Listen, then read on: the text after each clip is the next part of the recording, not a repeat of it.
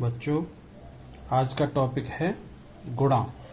आज हम आपको बहुत ही सरल विधि से गुणा सिखाएंगे, जिसमें रेखाओं का प्रयोग होगा। आपको सीखने में बहुत अच्छा लगेगा। 3 गुणा 4, 3 गुणा 4 हमें करना है। तो पहले 3 रेखाएं खींचते हैं, 1, 2 और 3। इस तरह से हमने 3 रेखाएं खींची।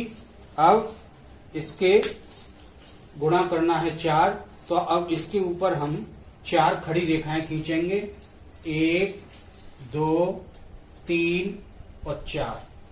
जहां ये चारों रेखाएं जिस नीचे लेटी हुई रेखाओं को काटती हैं, उन बिंदुओं को हम काउंट कर लेते हैं, गिनती कर लेते हैं।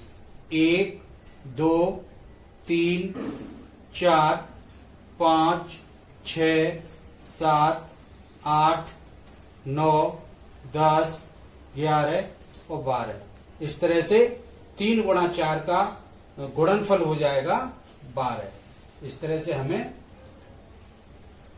रेखा खींच करके गुणा करने में बहुत आसानी होगी और आपको गुणा सीखने में बहुत सहज महसूस होगा।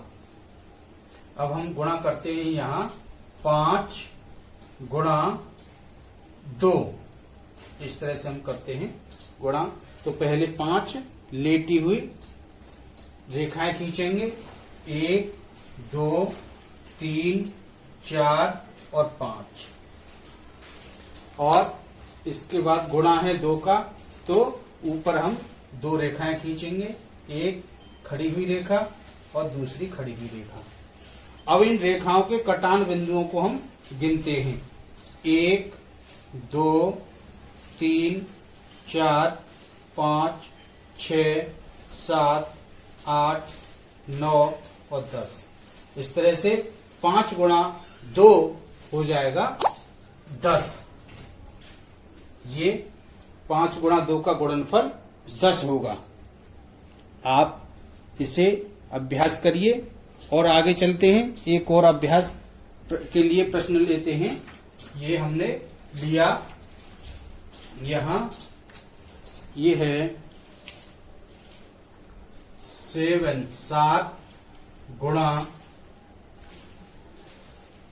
6। इस तरह से 7 गुणा 6 हम लेते हैं।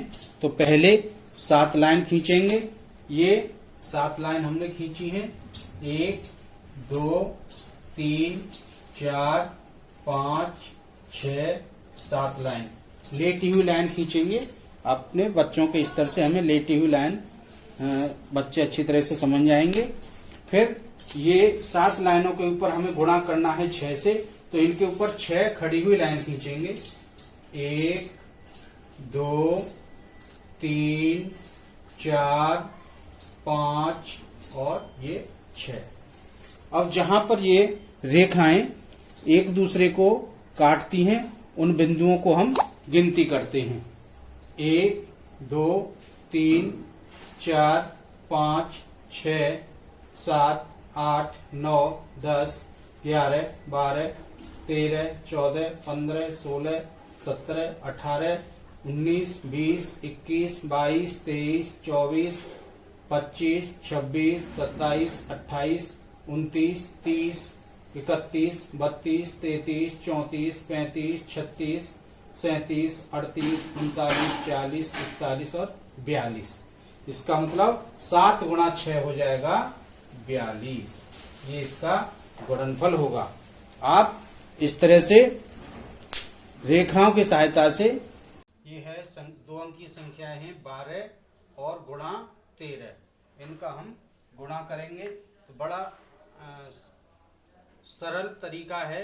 जैसे 12 हैं तो हम एक रेखा यहाँ खींची हमने, और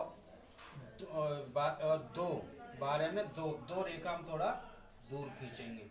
यहाँ इस तरह से हमने ये रेखा खींच दी, एक ये, इससे थोड़ी दूरी पे 2। फिर हम ये 13 है, 13 की एक रेखा हम यहाँ खींचेंगे और 3 रेखाएं इससे थोड़ा दूर खींचेंगे, 1, 2 और 3।